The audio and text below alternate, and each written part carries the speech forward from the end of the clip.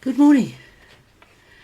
Today I'm thinking about John chapter 15, that wonderful passage where Jesus talks about being the true vine.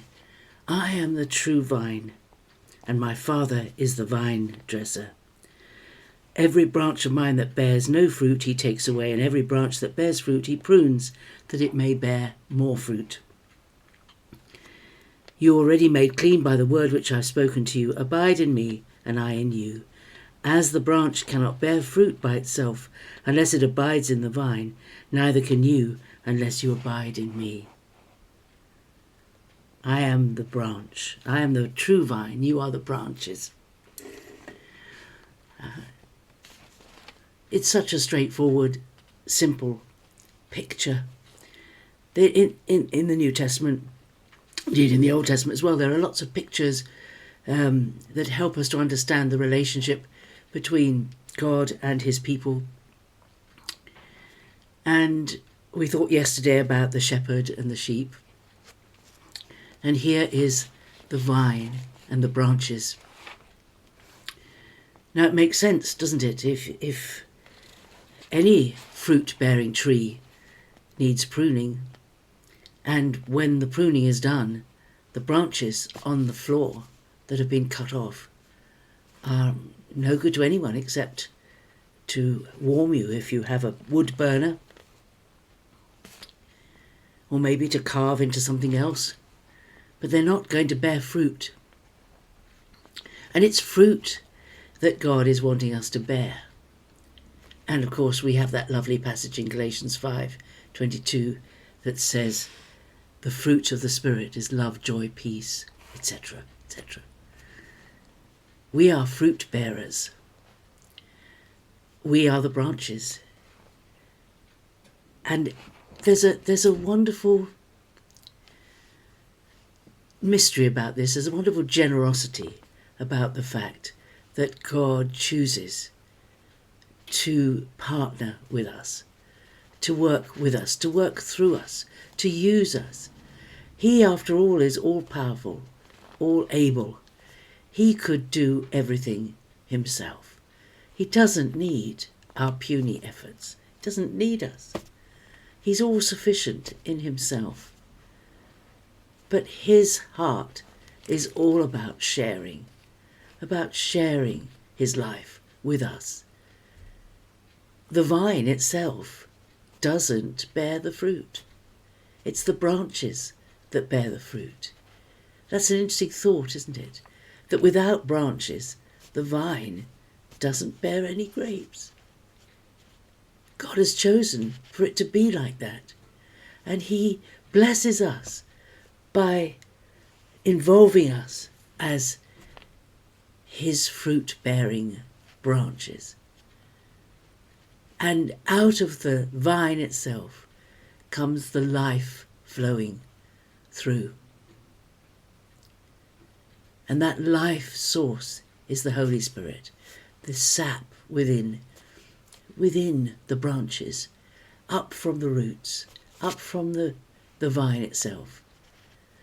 And the Father is the one who oversees everything, who oversees the pruning, who oversees the time for taking the fruit,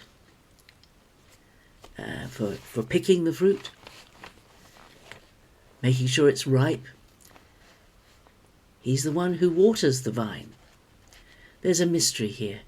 The Godhead, the three, involved in, and he extends his three to include us. It's wonderful. It's just a wonderful thought. I am the true vine, and my Father is the vine dresser. Every branch of mine that bears no fruit he takes away, and every branch that does bear fruit he prunes, that it may bear more fruit.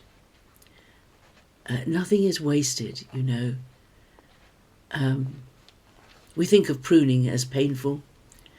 Pruning is really simply getting rid of the dead wood or the bits that are not going to be fruitful. Some trees, I know, I'm not a gardener, But some fruit trees, they will only bear fruit on branches that have been on the tree and were pruned the year before, I understand. You know, you have to be careful not to cut off the ones that didn't bear fruit this year, because they'll probably bear fruit next year.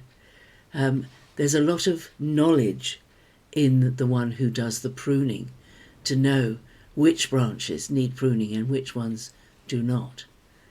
And sometimes it might surprise us to see the pruning that happens on a tree, that the expert, which branches the expert decides to cut.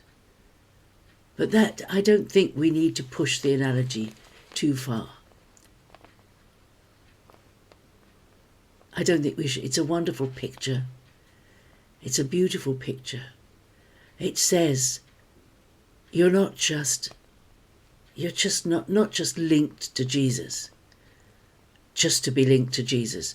There's a purpose to your life. There's a purpose to your life, and that is to bear fruit. There is a purpose to your life to bear fruit. That's very important. That's very important. That God has a reason for you being part of his kingdom, for me being part of his kingdom. And there is work for us to do, not to earn our place in the vineyard and on the vine, but as a result of our place on the vine. There is purpose. There's a reason. You are useful. And I think even if your usefulness doesn't extend any more to anything else than prayer and worship, there are some people who, because of their physical situation and perhaps because of their situation in their family or whatever, all that they can do is pray. But that's not an idle thing. That is a huge thing. And our relationship with God is always growing, just like the branch is always growing because of the vitality of the vine. That's my thinking for today. God bless you. Have a great day. And I'll see you tomorrow. Bye-bye.